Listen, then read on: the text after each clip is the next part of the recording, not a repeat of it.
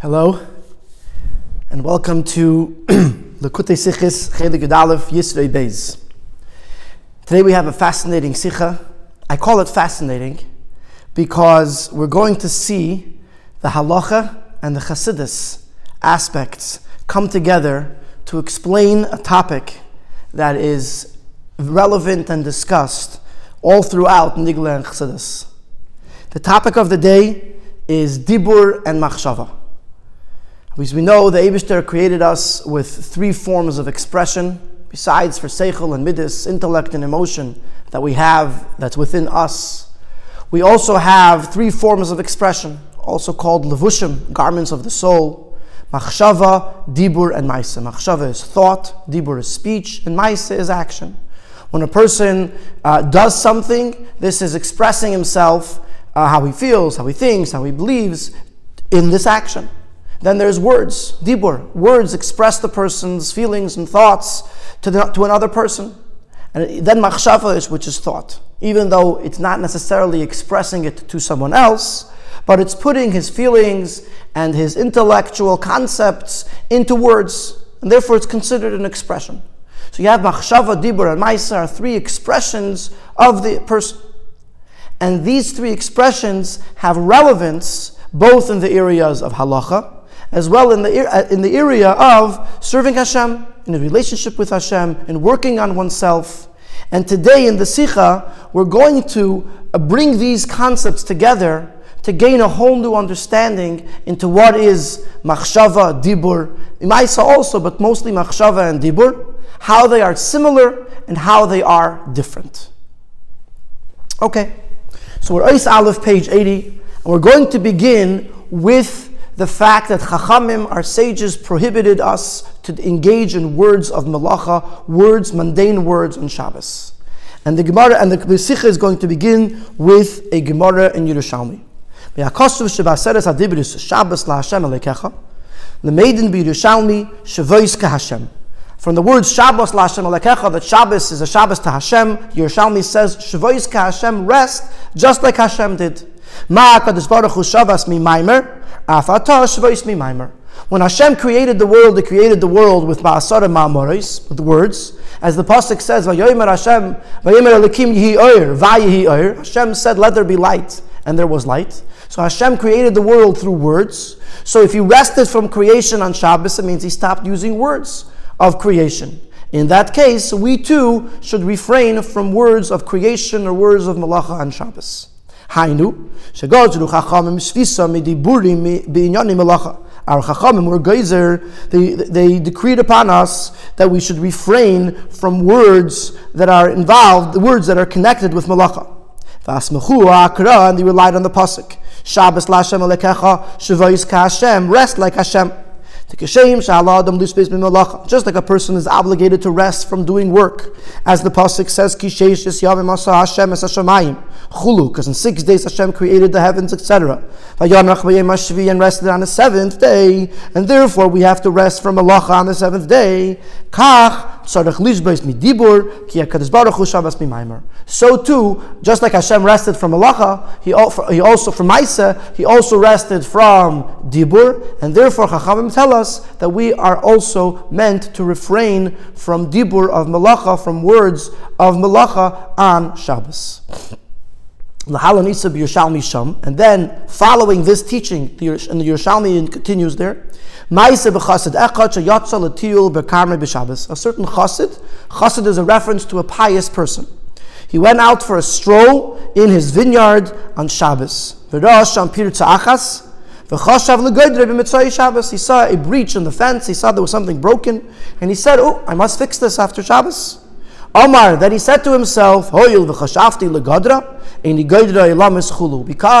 I, in a certain sense, violated the sanctity of Shabbos by thinking about fixing a fence on Shabbos, because of that, I will never fix it. So this teaches us, the midas chasidus, Chassid lizoyer gam mimachshavas malacha, that the more righteous way of doing things is to refrain even from thinking of malacha, not just from speaking about malacha, but even from speaking about malacha. Hine sipur zeh muva b'Yerushalmi b'hemshach lahadrash Shabbos laHashem shveis kaHashem Umuva mizeh, the gam hazahirus mimachshavas melacha, v'midas chasidus, hishayachas lahalimut shvois kahashem. This story about the chassid that refused to fix his fence on Shabbos because he had thought about it on Shabbos comes in continuation to this limud of shvois kahashem, implying that the two are connected. That the refraining of malacha, of machshavas malacha, of thinking of malacha, which is a midas chasidus, is actually something that we learn from the prohibition of shvois kahashem, of not speaking words of malacha. And in the Sikha is going to explain, even though we're talking halachically, we're going to explain that the Eibishter engaged both in dibur and in machshava when it came to creating the world. Just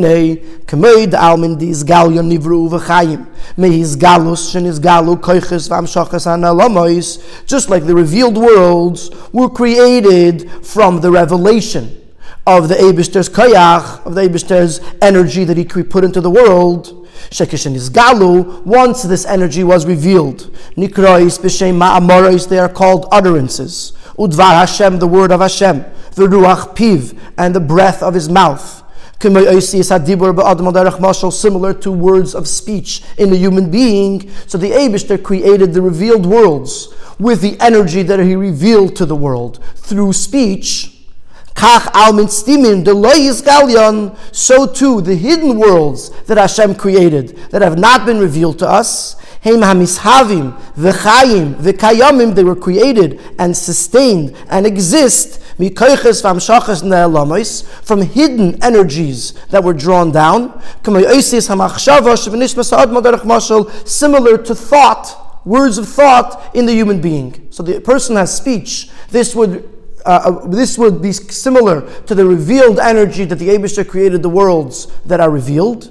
And a person's thought is similar to the Eibishter's concealed energy, which he used to create the concealed worlds. And on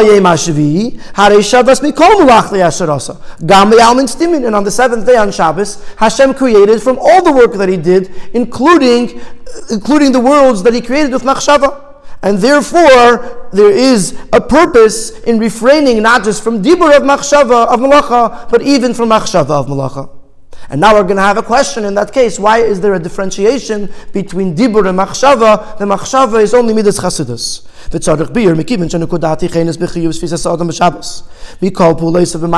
Since the underlying factor of why a person is resting on Shabbos is because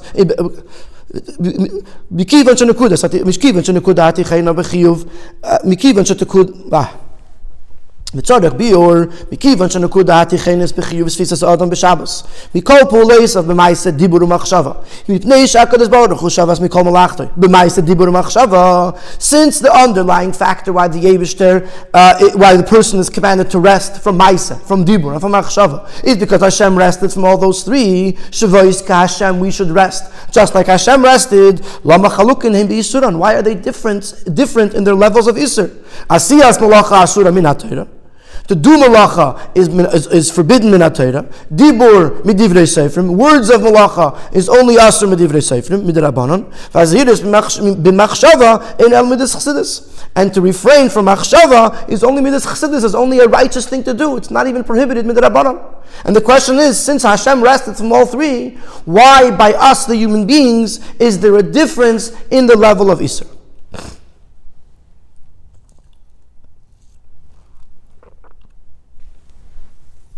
So now, in Ois Beis, we bring from the Eratera of the Tzemach Tzedek, who is going to explain that you can't compare our Dibur and the Eibishter's Dibur.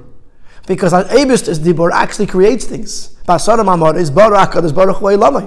created the world with Dibur. With our Dibur, we can lead to something, but it can't actually create anything. So you can't compare the Dibur of Hashem and the Dibur of the person. That will raise the opposite question, that in that case, why Bechlal is our Dibur a problem, if it's not leading to a Maisa?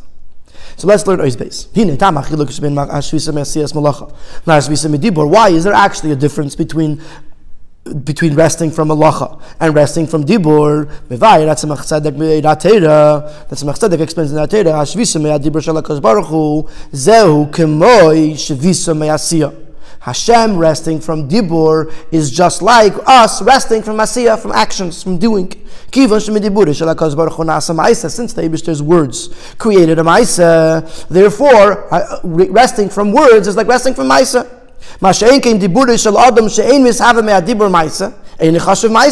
But when a person speaks, since no action results from his actual words, therefore the words themselves are not considered a ma'isa.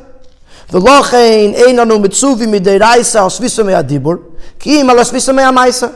therefore, there's no prohibition against words of malacha. It's only ma'isa of malacha. Nevertheless, the Gemara in Shabbos, Daf Kuf Yud Gimel Amud Beis, brought down in Shulchan Aruch Siman Shin Zayin, it says, "V'daber davar shelo yehei diburcha shel Shabbos k'diburcha shel Chol." You shouldn't speak on Shabbos the way you speak during the weekday. You shouldn't speak mundane words. So even though midayrais it's not a prohibition, Chachamim told us, "Kivan shemikol malkim shvisas hakadosh baruch hu yimaimer." Since, after all, the Eibishter rested from words, we too should rest from words. So, Yerushalmi, like we brought earlier here from the Yerushalmi, Mahu Shavas Mimaimer, Afatar Shavas Mimaimer. Just like Hashem rested from Maimer, so too you should rest from Maimer. But it can't be an actual prohibition, Minatoida, because it's two different types of resting. Hashem's Shvisa Mimaimer stopped creation. Our Shvisa Mimaimer does not stop creation. But this raises another question. Since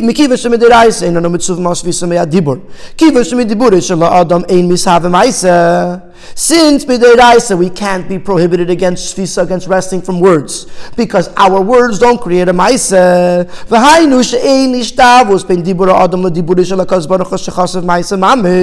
Which means that there's no comparison between the words of a human being to the words of Hashem that are actually considered a maisa.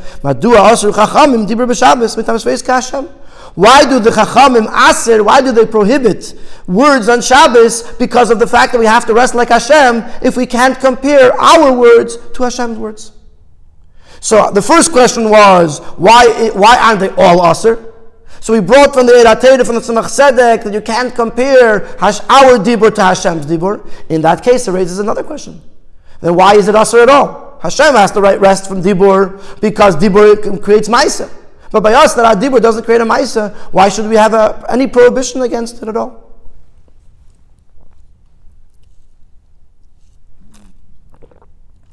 Now, what might be interesting to you is that this sikha comes from the Fabrengen of Yutas Kislev Tavshon Chai. And when the Rebbe said the sikha, he actually said it as a siyum on Tanya.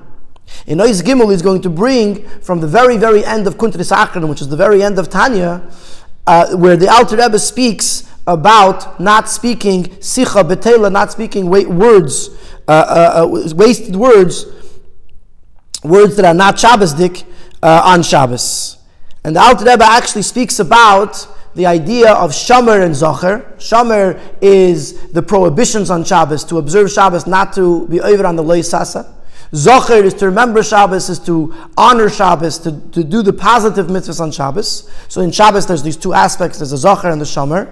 The Alter Rebbe is also going to bring up the idea of Pnimius and Chitzonius. Literally Pnimius means the inner level and Chitzonius means the outer level. And in every context it can be used a little bit differently. Here we're going to use Pnimius and Chitzonius as the basic prohibition and Pnimius as the deeper prohibition. So he says like this: This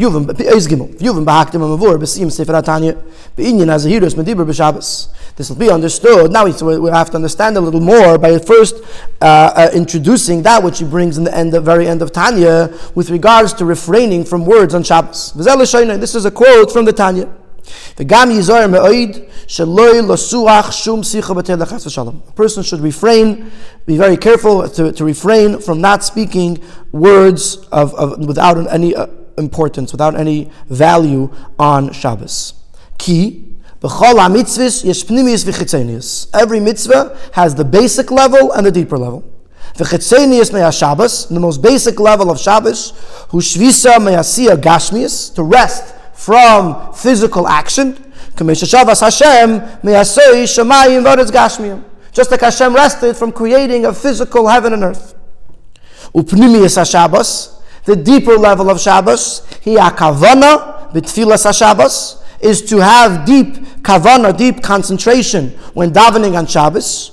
Ubetalmud Torah, and learning on Shabbos. Lidavka ba'Hashem echad, to cleave to the one Hashem. K'mei Shabbos la'Hashem olekecha. It's a Shabbos to Hashem, which means we should connect to Hashem on Shabbos through davening and learning.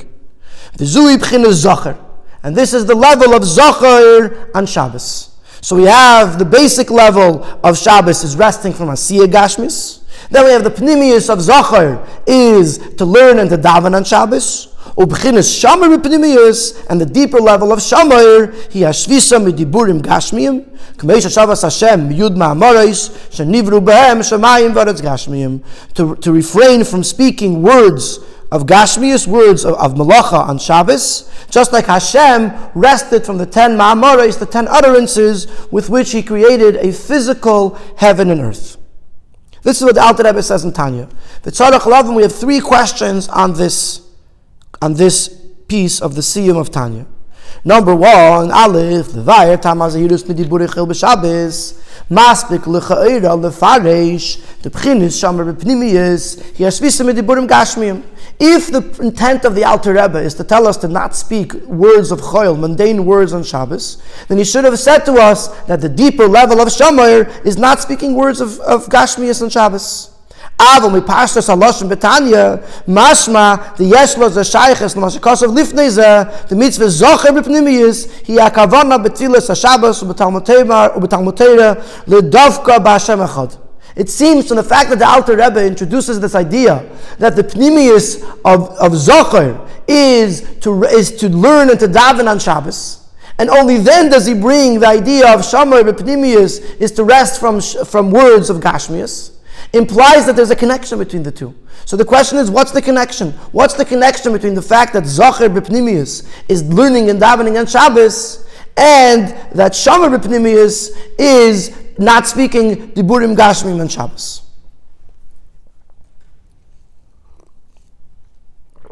Beis, Misayim Admor HaZoken.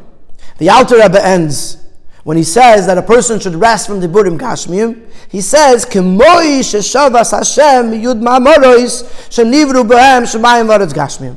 Just like Hashem rested from the 10 ma'amoros, from the 10 utterances with which the physical heaven and earth were created. V'lecheira li'inyaneinu shvisa midibur b'Shabbos negeya rak klolus ha'inyin sheshavas Hashem yud ma'amoros. Umani teisef al yidei zeh al yidei yud ma'amoros elu nivru b'hem chulu. Seemingly, the fact that Hashem rested from the 10 ma'amoros is the relevant part. Because Hashem rested from the 10 ma'amoros, therefore we should rest from Diburim Gashmiyim. The fact that Hashem created with that Shemayim V'aretz Gashmiyim, how does that add anything to us understanding the importance of not speaking words on Shabbos? V'adarabah. Al pi anal d'lachein einanu mitzuvim b'deiraisa al svisa me'adibur mikivan shediburei shel HaKadosh Baruch Hu chashuv ma'isa. Based on what we said before from the Eira Torah, that we are not commanded to refrain from diburim on diburim of Gashmius on Shabbos, because the Eibishter's dibur is different than our dibur. If you add this in the Tanya, that the HaKadosh Baruch Hu bara shemayim v'aretz gashmi odei ma'amoros, that the Eibishter created physical heaven and earth, madgisha es iya yishtabos ben dibur elyon dibur adam. This underscores and emphasizes so greatly the lack of comparison, the difference between Hashem's words and our words. Hainu shezui raya lister. The fact that Hashem created shemayim v'aretz gashmiyim seems to be a reason for the opposite, that we shouldn't have to rest from dibur, because our dibur is so different than Hashem's. Why does the Alter Rebbe bring in Tanya to emphasize the fact that Hashem created Shemayim v'aretz Gashmiyim from His dibur? Not only is it not helping our situation, it seems to prove the opposite, that we shouldn't be so prohibited against it. Obviously, if the Alter Rebbe brings it, it's to add in our understanding of the necessity of our shvisa from diburim Gashmiyim. And the question is, how does that do that? And Gimel, a final, just a little, one last diuk. Ma'u adiuk bazeh shemoisif hashvisa mediburim gashmiyim. K'v'sheshavas Hashem from creating shemayim v'aretz gashmiyim. When he says that we should not speak words, he calls them gashmiyim, physical words. Just like Hashem rested from creating a physical heaven and earth. And why does he have to add in the word gashmiyim? What does that add in for us?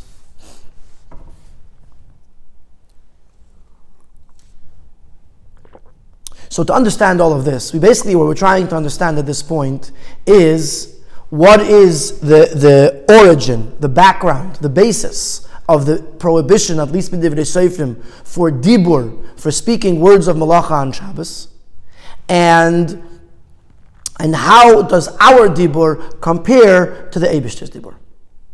So we have to understand a little bit deeper what are these concepts of machshava and dibur and maaseh, how they are within the individual person. And that's what we're going to do in Ois Dalet. First we're going to say that dibur and machshava are very similar, and then we're going to say, in truth, dibur and machshava are actually quite different. Habir, because to explain this as follows. In these three expressions, or koiches, of the neshama of the soul, of machshava thought, dibur speech, umaisa and action, shoyne koyach hamaisa mibeiza koiches machshava v'dibur. Maisa, action, is different from the other two, which is thought and speech. In yonei shel koyach hamaisa hu pu'ula b'davar shechutz mimenu. Maisa, action, means affecting, impacting something that is totally outside of the person. You do something, you build something, you eat, you touch something, whatever it is that you're affecting, it's a third thing, second thing, totally removed from the person. V'hainu, shekoyach hamaisa nifrad meha'adam umislabesh upoyel b'davar shechutz mimenu, which means that the power of action, the koyach of action, it leaves the person, encloses itself, if you will, and impacts something else. But both thought and speech do not affect, meaning to say, do not touch anything else. They're actually something that's expressed within the person himself. To bring, whether it's his intellectual concepts that he's thinking or his emotions, into a revealed expression. My thought is when he expresses it to himself. And words is when he expresses his feelings or his intellect to another person, but it's still the self-expression. It hasn't yet affected anything else. So, maaseh affects another thing. Dibur machshava is just an expression of the person themselves. It doesn't affect something else. But if you're going to go down more specifically, there is a great difference between machshava, between thought and speech, in reference to action. The words of machshava are spiritual and very refined. And have no connection to maisa whatsoever. And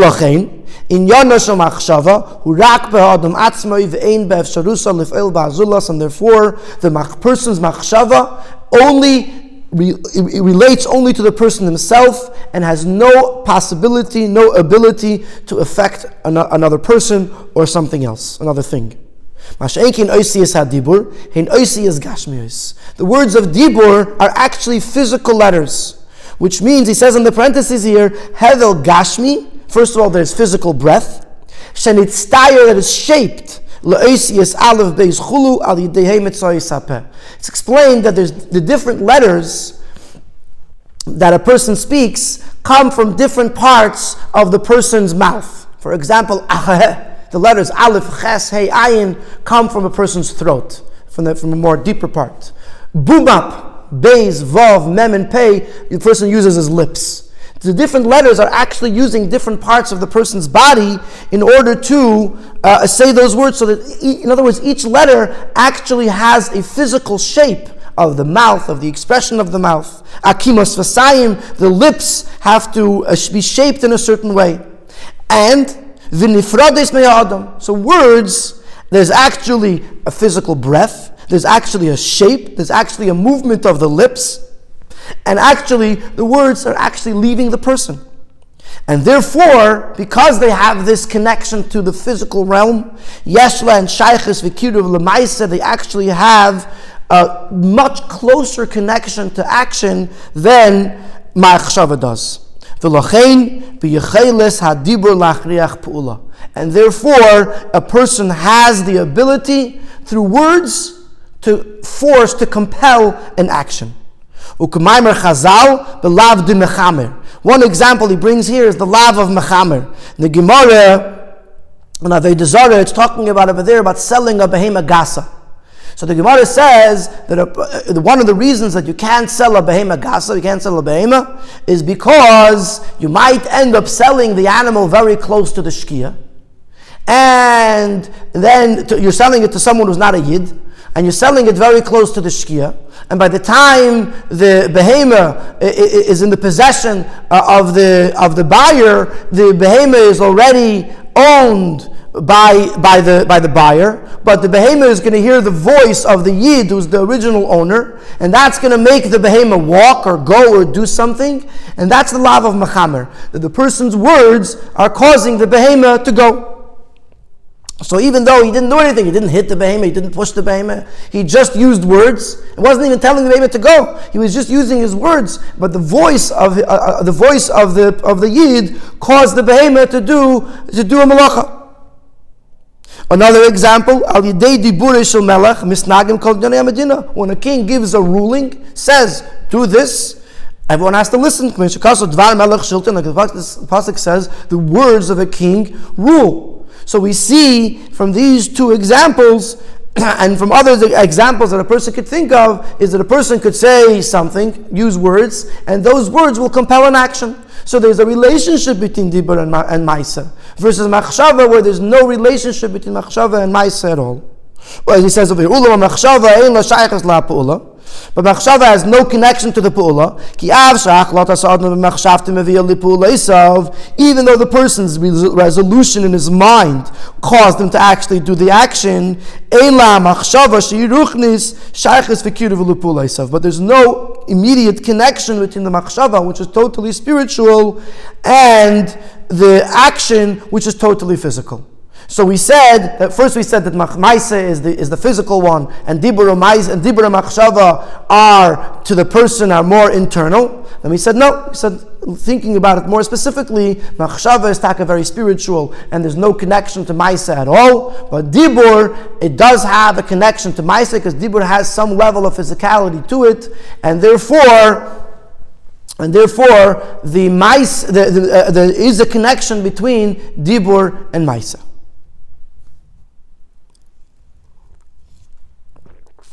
Now, we're not yet ready to go back to Dibur on Shabbos, because we have to understand this concept of Dibur and Machshava a little bit better. And to do so, we're going to bring in Eis Hey and Vav, we're going to bring from a Teisvis that is going to explain to us where we see in Halacha a difference between Dibur and Machshava. And the concept that we're going to discuss is something called the Lav She'ein by Maisa. Now, generally speaking, for a leisase, a person is chayiv malchus. But this is only if the lav included a maisa. A person did something that he was not allowed to do, therefore he gets malchus. But if it's a lav she'ein by maisa, then the person would not get malchus for it. So the discussion that we have here today begins with the lav of lisachsim sher b'dishay. You're not allowed to muzzle a sher, an ox on the threshing floor. In other words, when he's doing his work, when he's working for you, you're not allowed to starve him. You're not allowed to cover his mouth with a muzzle that he shouldn't be able to eat. So the discussion that the Gemara brings is what happens if a person didn't actually put a muzzle on his animal, which that would be a lav sheyez by maisa, but he stopped the behemoth from eating by screaming at it, by telling it, no, don't eat, or whatever it was. So he used dibur, he used words. So there was no maisa involved, but ultimately the behemoth is doing his malach, is doing his work without being able to eat. So there's machlekes Rabbi Yechon and Reish Lakish. There's difference between machshava and dibur we find also in halacha.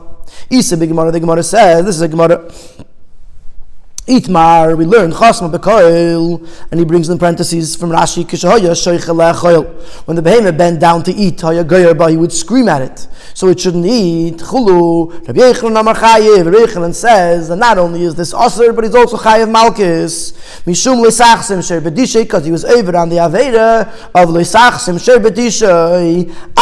There was no Maisa involved, says Rabbi Yochanan, Akimas Piv, have a Maisa. The moving of the lips is the Maisa. And Rashi says, it's considered a lav sheyesh b'maisa, and you get malchus. Reish Lakish argues with Rabbi Yochanan, Potter, and he says it's Potter because kol lo have a maisa, because koil, the voice, is not considered a maisa. But Teisves hikshu. So Teisves on this Gemara, and Rabbi Yochanan asks the question. Teima, the Perek Kama de Shavuos Amar Rabbi Yochanan, the second Perek, in the third Perek of Shavuos, says Rabbi Yochanan, Rabbi Yesi, Mishon Rabbi Yesi Aglili. Rabbi Yesi would say, in the name of Rabbi Yesi Aglili, would say as follows: Kol lav she'ein by ma'ase ein loiken alav. Any lav that does not include a ma'ase, you do not get malchus. Chutz, besides minishba, a person makes a shvuah, he says, I'm not going to do something, and he does it. Umeimar is from the lashon temura, person who exchanges an animal of kodesh for an animal of choil, which even though the pasuk says v'hayahut marasa yiyah kodesh, that both animals become kodesh, nevertheless it's an iser. You're not allowed to be meimar, you're not allowed to exchange an animal of kedusha for an animal of choil. Umekalel chaveri b'shem, and someone who curses his friend using the Shem Hashem. So here are three things that are words: making a shvuah, exchanging an animal, and using Hashem's name in a klala. These three things, says Rabbi Yochanan, says Rabbi Yesi Mishon Rabbi Yesi Aglili, that even though it's ein by ma'aseh, you still get malchus. Frag Teisves, weil Rabbi Yochanan gufei kamaracha dakimas vasa by ma'aseh, v'im kei nishba v'chulu am ma'mach shveis lav she'ein by ma'aseh. Rabbi Yochanan himself said that akimas piv have a maisa, that moving your lips is a maisa, which would mean that nishpa, swearing to say a shvuah of something that you're going to do and you don't do it, or making a temura, or saying Eibishter's name in a klala, are all akimas piv, which according to Rabbi Yochanan is a maisa. So why does Rabbi Yochanan consider these a lav she'ein b'maisa? V'yishlema answers Teisves, and here is a very important aspect of the Teisves. The leika omar Rabbi Yochanan dakimas piv av'maisa elahacha mishum dibidibure ka'ovid maisa. Teisves says a major chiddush here. He says that just the movement of the lips alone is not enough to make it considered being a maisa and to be mechayev the person with malchus. What happened in the case of the chasma bekoil is that the behemoth actually went and threshed on the floor, threshed without eating. The shayr actually did the dishay l'sachsim shayr b'dishay actually happened. So because the maisa of the lav took place, even though it was only caused by his dibur, but therefore Rabbi Yochanan holds it's considered a maisa. Again, because of his dibur, the maisa happened. She's going and she's threshing without eating. In other words, not enough that akimas piv of a maisa. It has to be more than akimas piv of a maisa. It has to be something that a maisa of a lav actually occurs because of what he's doing. V'lechera, harei mefurish b'gemara time shel Rabbi Yochanan, dakimas piv av ma'aseh, ulefi pirush hateis v'sachiv, ulei machmas akimas asvasayim shenechsheves ma'aseh, ki mishum dibidibur yabehema oisa ma'aseh. In the Sikha, the Rebbe phrases as a question. L'chayda, the Teisves is bestided to what Rabbi Yochanan is saying. Rabbi Yochanan is saying akimas piv av ma'aseh, and Teisves is saying that no, akimas piv av ma'aseh is not a ma'aseh by itself. It's only a ma'aseh if it causes a ma'aseh afterwards. So we're going to get back to this. Now, the Halanevi of Teisves Kushas Gemara, so further in the Teisves, the Gemara brings, the Teisves brings the Gemara's question. Rabbi Yochanan said, "Akimas asav ma'aseh, eich kamar the megadef veidim zeimim ma'aseh, v'achasna v'keil Rabbi Yochanan chayev." How could you say the megadef cursing Hashem and eidim zeimim are considered a ma'aseh? L'chayr Rabbi Yochanan holds achasna v'keil is chayev because akimas asav ma'aseh. So also megadef and eidim zeimim is also yes by ma'aseh. Umeshani and over there the Gemara answers shiny eidim zeimim, the yesh number the iyah. That Eidim Zayim is different than anything else, because what did they do? Their Yisr, their mistake is in what they saw, not in what they conveyed in their dibur, and what they conveyed in what they saw. And seeing is not a maisa. Mavur b'teisvis, the kushas like Gemara eina aladin de megadef. Ki megadef de leikavid maisa b'diburei, in malkim l'dameisa l'chasur b'keil. Shall the diburei kavid maisa? Teisvis says the question of the Gemara is not on megadef. The cursing of Hashem, that there was no maisa that was compelled by the dibur, and therefore there's no comparison between megadef and chasur b'keil. So there's no question over there. Ella hakusha, Teisvis explains that the question that the Gemara over there is asking, kol yaldin edim zayimim, is asking on the question of the edim zayimim, because of their words, a maisa is happening because the person upon whom they are saying edus is becoming chayiv, and the question is, why is it considered a maisa? Ava l'cheir lefi tzvaras ha-Teisvis anal, sha'atam dechosma b'kel nechshav maisa. Eine bishul adibur atzmai, ela shal yedei diburei ka'avid maisa. Val derech ze beidem zeimim mischayiv anidin. Ma metaretz ha-Gemara shani edem zeimim de yeshna b're'iyah. Upidish Rashi ikechiyuv abai de re'iyah. Sheme'idin shero u're'iyah les b'maisa. According to Teisvis, that the whole reason the chassav b'keil is considered yes b'maisa is because of the maisa that came after it. And so to be'edim zeimim afterwards there's a maisa. Because the nida in the person being judged is becoming chayiv. How does the Gemara's answer work? The Gemara answers that the whole problem of be'edim zeimim is because of what they saw. And because of what they saw, seeing has no maisa. But the chayre, hey nemesh re'iyah les b'maisa. Aval sof al yidei zemis avid maisa. Shemis chayiv anidin. U'maishna mechasu b'keil d'chshiva maisa. L'fish al yidei diburin nasa maisa. So if we accept the opinion of Teisvis, that according to Rabbi Yochanan, the reason that chasu b'keil is chayiv is not just because akimas piv have a maisa, akimas vasayim have a maisa, but it's because the dibur kavid maisa, because of the dibur something actually happened. The dibur compelled the maisa, and also by the edim zeimim, even though the whole isser that they're committing is the re'iyah, what they're seeing, but nevertheless, after they saw what they saw, and then told over the dibur what they saw, through their dibur a maisa is happening, that the nidain is being mischayiv, is becoming chayiv inappropriately, because the edus is not a true edus, and l'chayda, it should be the same thing as chassav b'keil. How does the Gemara differentiate between edim zeimim and chassav b'keil, both of which are a dibur which compel the maisa? Ve'habir bazeh, and therefore comes the bir as follows. Number one,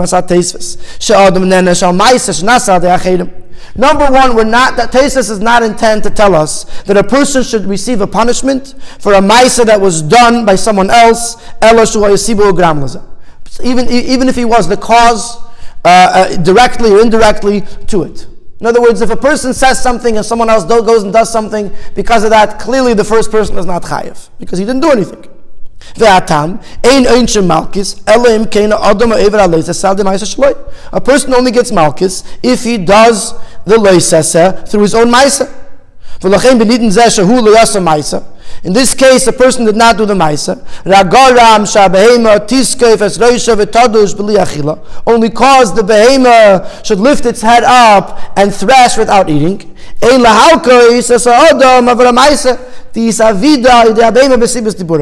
can't give the person malchus for something that the behema did because of his words. So then what does Teisvis mean by that? If a person can't become chayiv for someone else's maisa, then why does the Rebbe say chayiv? It says like this: when a person causes an action through his words, since the maisa is coming because of the person's words, it is a continuation, it is a follow-up on the words. It is a part of the words. It came straight from the koyach hadibur. It's not plain, simple words. In the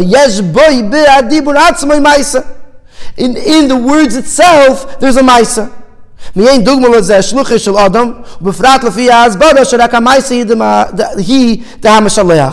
Rebbe brings here an example that when a person makes a shliach to do something, the mishaleach just spoke words, and the shliach does the action, and yet the ma'isa is named after the mishaleach, even though the shliach did the work, and the mishaleach only did the dibur. But the mishaleach made the shliach, and the shliach did the work because the mishaleach told him to do so, as the shliach of the mishaleach. Therefore, the ma'isa of the mishaleach of the shliach is a hemshech of the dibur of the mishaleach, and in the dibur of the mishaleach, yesh boy ma'isa, it actually has a piece of the ma'isa inside of it. And this is what Rabbi Yochanan means to say. The fact that the behema is being muzzled by the voice of the person, this is the doing of the person. Because his voice is coming through the fact that he's moving his lips, which is a physical action that is very close to actual action. When the behema does it, it actually is considered part of his dibur. And therefore, this works by dibur. The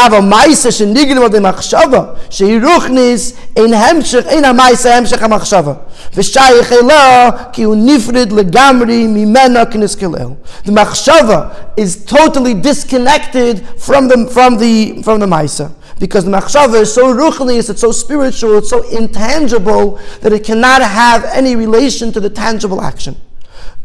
Yes, before he brought a dugma from Shlichus, he brings again a dugma from Shlichus.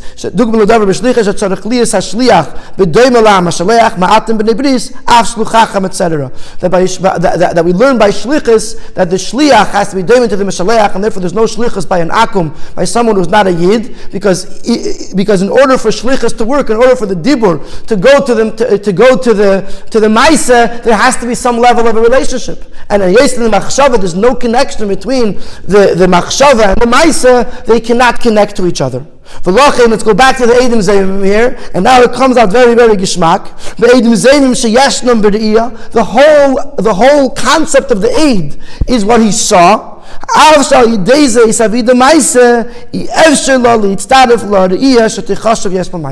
You cannot connect the re'iyah of the Eid to the ma'isa that's happening afterwards, which means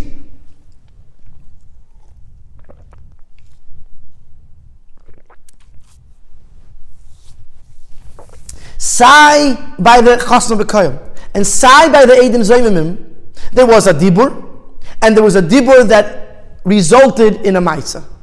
The difference is that by the Eidim Zayimim, by the Chasna B'Koyim, the dibur was akimas piv, the iser was in the dibur, and therefore the dibur that led directly to a ma'isa is considered to contain the ma'isa within it, and therefore it's considered yes ben ma'isa and it's chayav malchus. The machshava, the Eidim Zayimim, the Isser was in the Re'iyah. So even though they had to speak it out, but the Isser was in the Re'iyah, which is an intangible, it's a machshava thing. And therefore, even though there was a ma'isa that was caused later on, but the disconnect between the Re'iyah of the Eidim and the ma'isa that comes afterwards is like the disconnect of machshava and ma'isa. And therefore, you can't consider in the dibur that it's yes by ma'isa, because this was not a dibur, this was a machshava. There was a dibur there, but the isser was not in the dibur, the isser was in the machshava. This is the mashal that we bring in halacha to explain what we learned in Nais Dalid, the difference between machshava and dibur. That dibur is part of the ma'isa, and therefore it's yes by ma'isa, and therefore in dibur it could actually compel a ma'isa. Machshava is intangible, it's removed from Ma'isa, and there's no connection between Machshava and Ma'isa.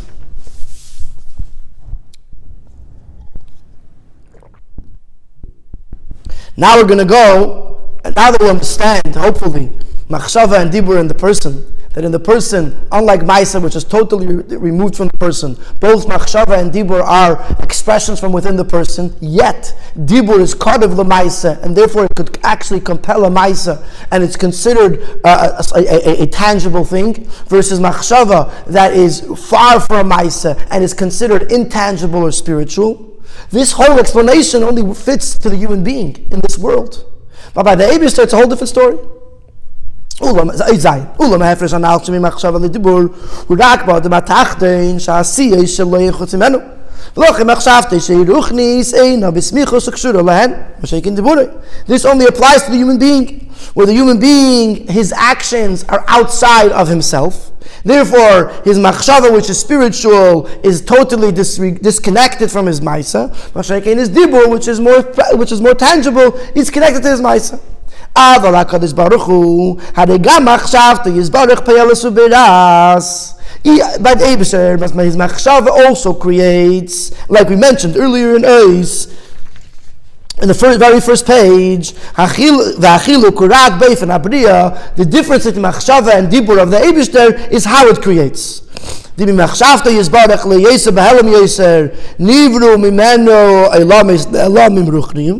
the Eibishter's machshava, because it is concealed from us, so the more concealed, more spiritual worlds are created. But the Eibishter's dibur, which is more revealed, we're able to create the more revealed worlds, such as this Elam Hazah Gashmi. So there's a difference in the expression of what's created by machshava v'dibur. But the Eibishter is still creating through his machshava. Al pi zeh muvan she'inyan ha'machshava b'ha'adam. Sorry. But by a person's machshava lamata, ein badimyin v'ishtabus lamachshava k'ben she'etz l'kadosh baruch hu. There's absolutely no comparison between the person's machshava and the Eibishter's machshava. That a machshavte shel adam ein be'efsharusa le'feil davar ba'azulos. The person's machshava has no power to affect another object. Aval dibur machshava, but the Eibishter can. Aval dibur adam, but by the person's dibur, mikivan shebiyacholte lachriach ma'aseh kanal siv dalet, since dibur could compel ma'aseh, hare yesh beitzad ishtavus kiviyachol dibur shel HaKadosh Baruch Hu, it has some level of comparison to the Eibishter's dibur. Even though you can't fully compare Hashem's dibur and a person's dibur, because Hashem's dibur actually created a maisa, and the person's dibur is only a cause. But it's not actually creating a maisa. The fact that something is being created, or something is happening because of their dibur, is some level of comparison. So between the person's machshava and the Eibishter's machshava, there's no comparison. Between the person's dibur and the Eibishter's dibur, there is some level of comparison. And now we can understand why there's a difference between the isurim of shvisa from dibur of malacha, or shvisa from achshava of malacha on Shabbos, based on the fact that we now understand that dibur and malacha are very different. First, they're different in the person. Also, they're different with regards to how they are in comparison to the Eibishter. And the whole prohibition of Shabbos is shvois ka Hashem, is to rest like Hashem. Then we can only demand of the person to refrain from something that is similar to what Hashem is refraining from.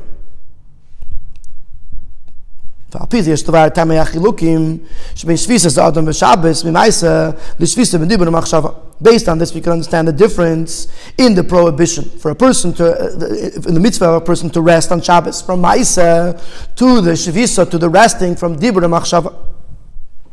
The general reason why a person rests on Shabbos, it says in the pasuk, so we're on, the emphasis here is on asa. The Eibishter created the world in 6 days. He made something, therefore a person has to rest from action, from doing things. Even though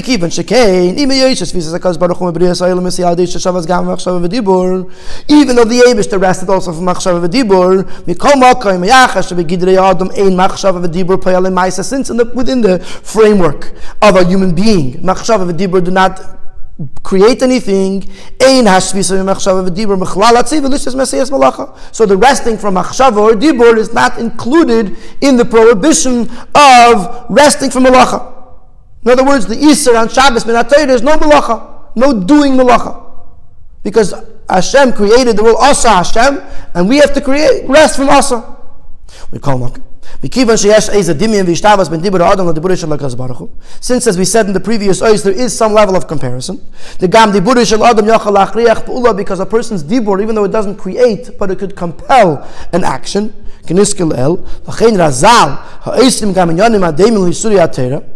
Therefore came Chazal, came our Chachamim, and their job is to aser things, is to prohibit things that are similar to Yisurei Teira. They included, I added on and included also resting from Dibur as part of Shveis Kasham. ואם כגזירס חכמים לשבויס מהדיבור אינו רק שישבויס מדיבורים המכריחים מייסה אלא גם הוא מדיבורים בעניינים מלאכה וכל כיוצא בזה. Even though Chachamim, they didn't just answer words that will actually compel Maisa. They answered any words that are related to Melacha. So now it seems like they're pushing it. If you're going to tell me Dibur, which is Machriach Maisa, that's similar to Hashem's Dibur, fine. He says, no, Chachamim say any dibur that's related to Malacha should not be spoken about. Why is that? Harei mikivan dezeh shebediburei shel adam mishtave ktsas lediburei shel HaKadosh Baruch Hu mitzad mehusoi shel hadibur. Since the fact that the person's dibur is similar to Hashem because of the essence of the dibur, asher leyosei gas v'shayach v'karav v'lumaisa, because dibur is tangible somewhat, because as we said earlier, because the lips move, the breath comes out, there's actually gasmius to it.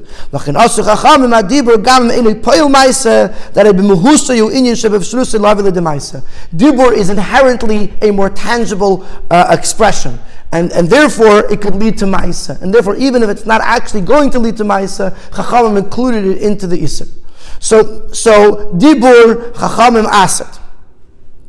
We're going to skip the brackets for a moment. I'm continuing in 85, the second column, the last paragraph.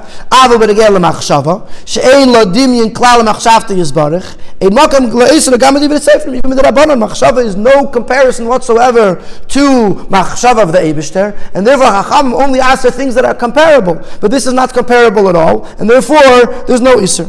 Midrabanan. A chassid that does beyond the letter of the law and is connected to Hashem, even refrains even from thinking of malacha. Since Hashem, after all, did rest from machshava,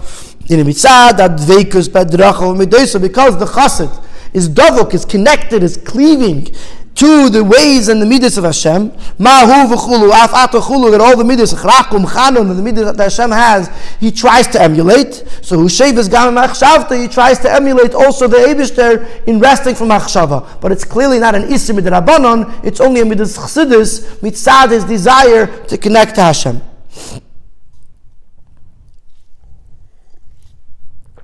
Now let's go back to the brackets, where he was trying to explain the concept that dibur, in essence, is a dibur.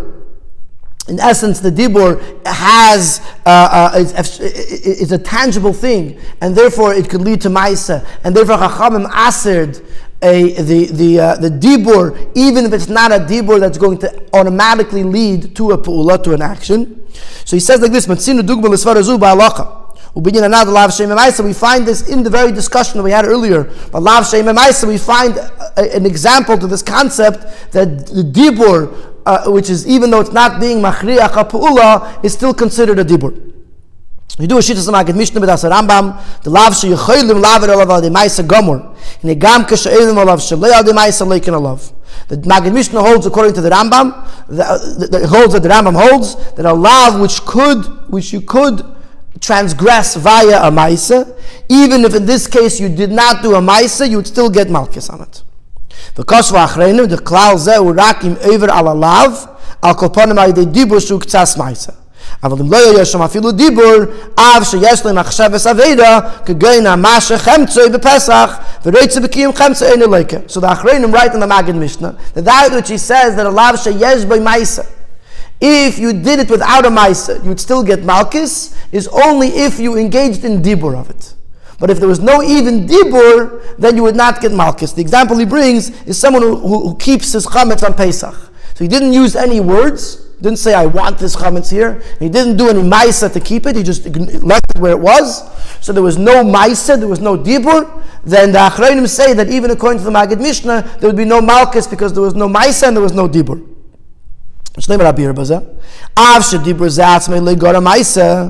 Because Mikivan Shadibur Rakapanum Ktsas Maisa.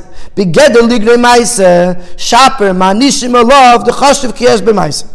Mashenki Machshavas Aveda, Shayna Begeder Maisa Klal, Eden Nichnesas, Bageder Diesh Bemaisa. So Rebbe explains the Achronim that when a person does a Lav She'im by Maisa, but Yesh by Dibur, so hayes that the dibur is a ktsas ma'isa, so therefore it's considered lav sheyesh by ma'isa, a little ktsas ma'isa, and therefore there would be malchus. But if there was no dibur at all, then there's no ma'isa whatsoever, and therefore, even according to the Maggid Mishnah, there would be no malchus. So what do we see over here? What we see over here is that within dibur, there is a concept where the dibur of an aveda makes it considered yes b'maisa. Masha'in came when there's no dibur at all, even though a lav happened and it's potentially a lav she has by maisa, but if no maisa and no dibur were engaged, then it's considered like a machshava, which is ain by maisa at all, and there's no malchus. So this is being used as an example for what he just said in the last two paragraphs of the first column of 85, that on Shabbos, even though the dibur is not a dibur which is being machriach pu'ula, nevertheless, yes, that inherently dibur has the connection to Maisa.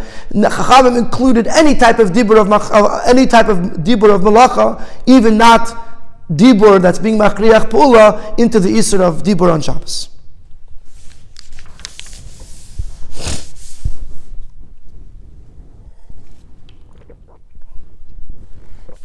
Okay. Now we're going to go back to the Tanya. We're going to understand at least two of the questions that we asked in Tanya. Earlier on, we asked a couple of questions. The first question we asked is why. Let's skip the first question because that's not going to be answered until a little bit later.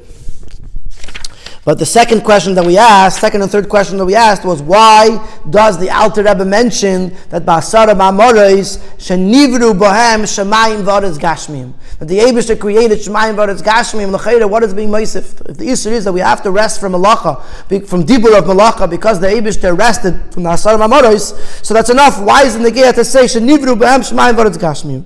And then in question Gimel, he emphasized the word gashmiyim. So now he's going to answer that question. According to this, we now understand the questions that we had on the Alter Rebbe in Tanya.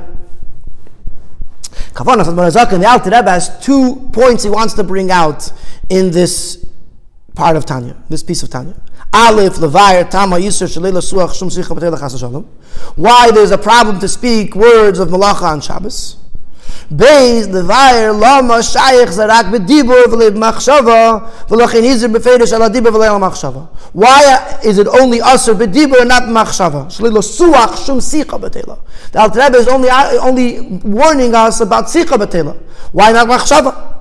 V'lo Medayik D'Bchina Shomer B'Ptimius Hishvisam B'Diburim Gashmiyim K'mei Sheshavas Hashem Yud B'Amorei Shenivru B'Hem Shmayim V'Odas Gashmiyim. Therefore the Alter Rebbe emphasizes that the purpose over here is to rest from Gashmiyistic words, just like the Eibusher rested from Shmayim V'Aretz with which he created Shmayim V'Aretz Gashmiyim. U'Mevayer B'Zeh, and by saying this he's giving us 2 things. Aleph, Tam Azirus Midibur, why we shouldn't be refrained from Dibur. Because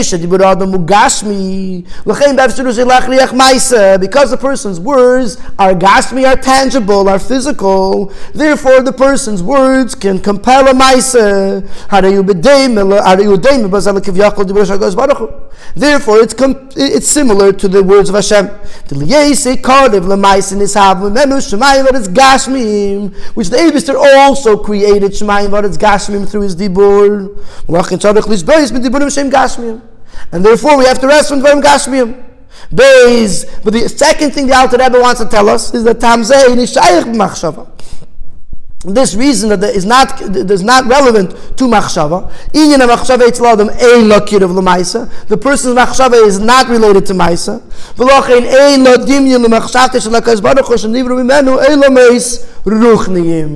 The things that were created from Hashem, twice the Sikha mentioned that through the Eibishter's Dibur, Hashem created the Elam Hazeh Gashmi, and through the Eibishter's Machshava, He created Elam Ruchniim, Elam Misnelon, the hidden worlds. So therefore, by Machshava, the Eibishter did not create the physical world, because Machshava is far away from physicality. And therefore, we are not being Eiser on the person, Machshava, of Malacha and Shabbos, because that is not at all, the person's Machshava is not at all comparable to the Eibishter's Machshava, and therefore there's no reason to answer it. So the Alter Rebbe brings Shenivru Bohem Shemayim V'Oretz Gashmim to explain to us the comparison between the person and the Eibishter in Dibur, and the lack of comparison between the Eibishter and the person when it comes to Machshava. And now in Eis Yud, he throws in a very beautiful Geshmaka thing about the notes, Tchilas and Beseifon, the connection between the end of Tanya and the beginning of Tanya. A siyum is Hadan Allah, he always go back to the beginning. So in a siyum on Tanya, which this is Fabrengen was, so the Rebbe goes back to the beginning of Tanya to connect the two. And based on this, we'll understand the connection between the end of Tanya and the beginning of Tanya. Similar to the idea that the end is always connected to the beginning. What was the beginning of Tanya? We make the person make a Shavua, should be a tzaddik. The question is famous. How is it possible? How does it help? What is the impact of the Shavua la neshama on the goof and on the Yitzhara? They're not, the goof and the Yitzhara is not under the control of the neshama. The neshama is making the Shavua, it doesn't even know his goof yet, or his Yitzhara. Tzemach explains through the Shvua, mamshichim u'meirim al chelek haneshama shebeguf, we draw down and we illuminate upon the neshama that's in the guf. We know that the neshama divides itself, is divided. There's a neshama shalamayla, the neshama that stays in the spiritual worlds. There's a part of neshama that comes down into the guf. And through the Shavua, we are mamshich, we draw down on the neshama the way it is on the guf. We begin this mazle from the shayrish of the neshama the way it is outside of the guf. Hainu, she'ashvua mo'ireres koiches ha'ne'elamim ha'makifim shel ha'adam. The Shvua awakens or draws down from the hidden, concealed koiches that are above the person. She'ya'iru begilui b'tei chelek ha'neshama ha'malubis begufei, that they should shine down in a revealed way, even in the neshama, the way it comes down in the guf. And it is the koyach of this light that comes from above the neshama into the neshama shebeguf that gives them the koyach to overcome the guf and the neshama and the guf of the Yitzhara. Where did this all come from? From the Shavua. The Shavua is Dibur. So the Dibur of the neshama, making the Shavua, draws down a light into the person where it could actually affect the Maisa of the Guf and the Yitzhara. So we see in the beginning of Tanya, we'll read it inside in a moment, we see also in the beginning of Tanya how Dibur is cut of the Maisa.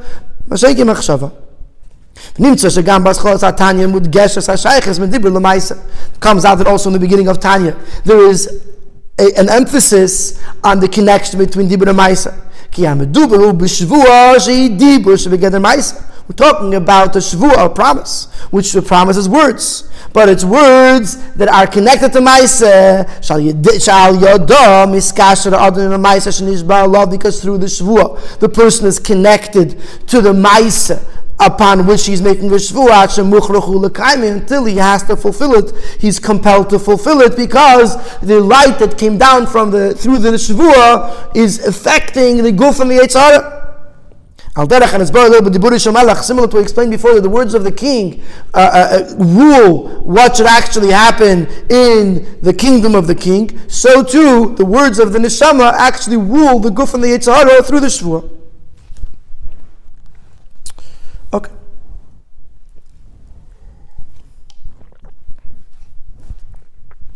So now we have a couple more things. In Eis Yud Aleph, we're going to explain these three levels of Isurim, Machshava, Dibur, Maisa of Malacha, Dibur of Malacha, Machshava of Malacha, it calls it in the Signin of Teres Achsidis, in the relationship between a Yid and Hashem. Let's redo this. It's basically the same concept, but in different oisiyas, because now we are superimposing, so to speak, the same concepts into understanding our relationship with Hashem.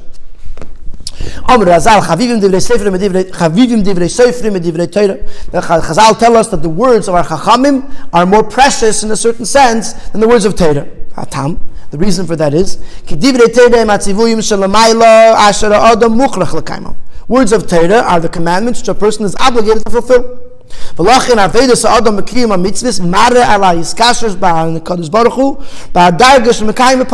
when a person does a mitzvah, this displays the level of connection with Hashem in whatever he actually does. Whatever he was commanded, a person has to keep it. So when a person does a mitzvah, it shows that a person is connected to Hashem to the level that whatever he's told to do, he does. The connection that he has with Hashem through Adirabanan, through something that Chachamim Asad, the Chachamim told us to do, is deeper. Because he's not sufficing with what Torah commands him to do, and he's being more stringent upon himself, with fences and buffers. This shows that his fulfillment of Torah mitzvahs is not just what he must do, but it's something that he wants to do and enjoys to do. And this obviously displays a much deeper connection to Hashem. Nevertheless, he is still just his own metzias, his own entity, his own independent entity. But still his desire is melikus, and therefore he wants to connect to Hashem. He wants to connect to Hashem more than what the basic demands of him, and therefore he completes even that which is medivrei seifrim, because he wants to show that he's going further. Now we have a third level, bechinas chasid. We have a level of chassid, which is on the level which the Alter Rebbe brings in Tanya, that a chassid is mischasid koinai. He's kind to his creator. He brings it there from the Zohar that he like a child who loves his parents more than he loves himself, and is ready to give up his life for his parents beyond anything that he would do for himself. So a person, what's tzat a chassid? Someone who does for Hashem even more than he would do for himself. He's not. There's no independence here. And his whole purpose is to give nachas to Hashem, and therefore he goes on the level of chassid, which is beyond even medivrei seifrim, that he has no desire of his own. He does whatever the Eibishter tells him, whatever will give nachas to the Eibishter. Similar to these three levels, we're going to see is also the way the Eibishter comes down to create the worlds. That on one level, a level of machshava, there's no makim at all, there's no room at all for the elimus. The elimus are totally battle to Hashem. The Eibishter creates the world through koyach hamaisa. The world is totally a nifrit kiviyachol, it's totally an independent entity from the Eibishter. And in the middle is the level of the worlds that are created through dibur, that the world still feels the lakus, but it also feels its own metzias. And it's interesting to point out that just like earlier we said that in dibur itself, there's dibur that's machriach pu'ula, and there's dibur that's not machriach pu'ula. There's dibur that's part of l'maisa, and there's dibur that's not part of l'maisa. Also here he says in the Sikha that in order for the olam to feel itself, its own metzias, it's only if the dibur is yored umishtana l'yes maisa. It's only if the dibur becomes a maisa. Because if the dibur is just a gilui without the maisa, then it'll still just feel the gilui alaki, and it won't be able to feel its own entity. We'll do that inside, in case it wasn't so clear. Just like we said, similar to what we said over here about the three levels in Avedis Adam, we'll find these three levels also when the Eibishter's Giluyim, when the Eibishter created the worlds, in the level of Mamayla Lamata. Aleph, on the first level, B'chinas HaMachshava, the Eibishter, which created the world through Machshava. She'ein b'makim klal, l'mitzias, l'davar shechutz mimenu, Machshava is so edel, is so refined, that there's no room at all for any outside entity. And therefore, from this level was created concealed worlds that are totally bottled, totally given over, totally nullified to their makar. They have absolutely no independent entity at all. Base, the second level, is B'chinas Dibur. Shenois and Makim, when the worlds that were created through Dibur, Shenois and Makim, Gam Lo'elam, which leaves place even for a world, Shebahar Gashasayu, B'mitzias B'fnei Atzmeh, that in his own hergish, in the feeling of the world, it considers itself an outside entity. Ella, how does Hashem create a world that should think of itself as a Mitzias B'fnei Atzmeh? It's only if, in a way, when the dibur lowers itself and transforms itself to become on the level of maisa.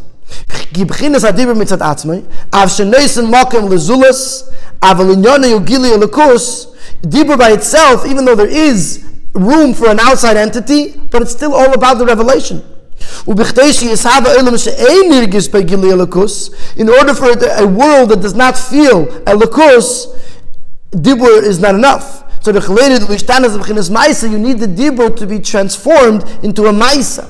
And then because of the maisa element of it, there's less of a gilui, and the world could consider itself, the olam could consider itself a mitzias b'fnei atzmai. That's the second level.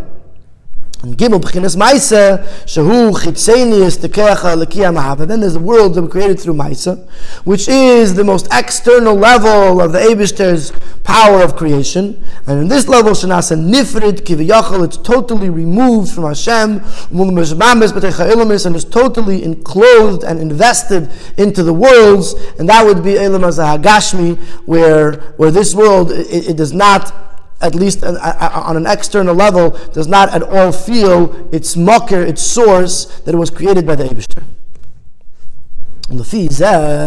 Based on this, just Shabbos, we're going to go back to our original initial question, why there are three different levels in the halachas of Shabbos. Al Yidei Yichud Adam Be'elokus, the connection that a Yid has with Elokus, that comes from his kiyum mitzvahs, mitzad his actions, which is only an external connection. He could feel the external level of Elokus. Therefore, what does he feel? What does he connect with? He connects with the Eibishter the way the Eibishter rested from the actual actions.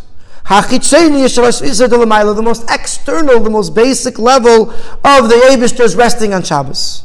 So the person, we said before, the most basic level of a person, the person who keeps the halachas minat Torah. Therefore, minat Torah, the Eibishter ased, Torah ased masiyas malacha. Because on the basic level, what do I connect to Hashem? I connect to Hashem on a level that all I could connect with is the most external level of Elokus. The most external level of Elokus is action-based. Action-based means the Eibishter rested from malacha on Shabbos. From Asiyah B'Poyel, from actually doing. And therefore, my obligation is to rest from Asiyah B'Poyel. On a higher level, when a person reaches a level that he's on a level of Midrabanan, which means he's connecting on a deeper level to Elokus, then it's not just the chitzenius of Elokus that's coming into the person, but there's a revelation, a gilui of Elokus that's coming into the person. And because of that, the person connects back to the level of Dibur of Hashem. And therefore the person is able to feel the fact that the Eibishter rested from Dibur, and therefore we're going to say in a moment that the person will rests from Dibur on Shabbos. There's another Nekuda here in the brackets. The person is connected to Hashem. So we say the Eved Melech is a Melech, the servant of a king is a king. The Gam Diburei Dvar Melech Shiltei Chashav Maisa. And just like a king's dibur is considered a maisa because a king could rule and things happen, so too the person who's an Eved Melech, the Yid who's an Eved Melech, because he's davuk to Hashem, his dibur is actually connected to a maisa. And therefore, he has to be shavis from dibur. Like we say that a tzaddik is geyser and a Kadosh Baruch Hu fulfills it. So we see over here the idea that the dibur of a tzaddik is connected to a maisa. We say to Mizu Amirazah, Mirosham Shal Tzaddikim Maisa. Chazal tell us that the words of a tzaddik are a maisa. So we see the B'shas Yid connects to Hashem. He lifts himself up to a level that his words actually are connected to a maisa, or are considered maisa. And therefore, a person on Shabbos is not only shavis for maisa because he realizes how Hashem rested for maisa, but he also rests for maisa because his own dibur has reached the level of maisa because he connected so strongly to Hashem. And chassid, she'eini mitzius la'atzmei klal, on the third level, someone who's a chassid who's totally not a mitzius on his own, me'ida es like a machinas mechshava shel ma'ila. So by him is shining down to him the level of the Eibish's mechshava. Which leaves no space for any outside entity. Therefore, this person, the chassid, is zoyer, refrains even from thinking of malacha on Shabbos, because he is so connected to Hashem. Therefore, a person could feel even the fact that the Eibishter rests from machshava, and therefore he too rests also from machshava. So that's why we asked in the beginning of the Sikha, why are there three different levels? That there's certain things that are machshava, ma'isa is min ha-Torah, and dibur is min rabbanon, and machshava is only min chassidus. Now it makes sense. Now we understand very well. That it depends on what level a person is. If a person is on the level of connecting to Hashem, on a level of ma'isa, so all he's able to connect to is the Eibishter on the level that he rests from ma'isa. So therefore he does min ha-Torah. Whatever Torah demands, that's what he does. When the person is at a higher level because he's on the level of Divrei Sefer, he's connected to Hashem on a different level. So number one, he able to feel the Eibishter resting from Dibur. Number two, because he's connected to Hashem, his Dibur is on a higher level. His Dibur is closer connected to Maisa. And therefore he refrains from Maisa. With Divrei Sefer. Then you have the person who is so connected to Hashem that he's able to feel how the Eibishter is shavis from machshava on Shabbos, and he's so connected to Hashem that he too rests from machshava on Shabbos. Based on this idea that a chassid is connecting to Hashem on the level of Ladovka Boy, we now go back to our first question that we had on the Tanya, why the Alter Rebbe mentions that Pnimius of Zacher is Kavana B'Tfila Ladovka B'Hashem Echad, and now we understand even more what the Alter Rebbe is trying to say. And now we can understand why in the end of Tanya, the Alter Rebbe mentions this idea, brings up this idea that Pnimius of Zachar is to daven b'tfila, b'kavana b'tfila, l'davka b'Hashem echad, ki b'zeh meisiv bir b'zeh, she'adam tzarech lispis b'diburim gashmim k'k'mish Shabbos Hashem. Because by this, the Alter Rebbe is adding an extra explanation why the person has to rest from diburim gashmim, just like Hashem rested, even though the Eibishter's dibur is considered maisa and the person's dibur is not considered maisa.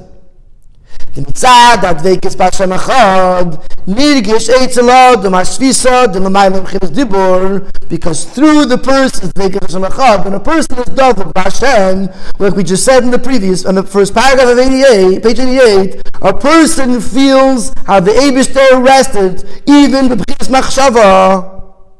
A person could feel how the Eibishter rested even on a level that's higher than Dibur.